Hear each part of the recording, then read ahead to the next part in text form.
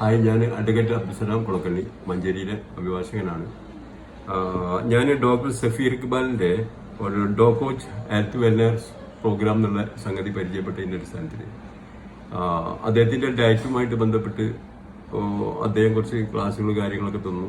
അതിന്റെ അടിസ്ഥാനത്തിൽ അത് പ്രോപ്പറായിട്ട് കൊണ്ടുപോയ കാരണത്താൽ ഒരു 7 കിലോ എനിക്ക് എൻ്റെ ശരീരത്തിന് കുറക്കാൻ പറ്റി.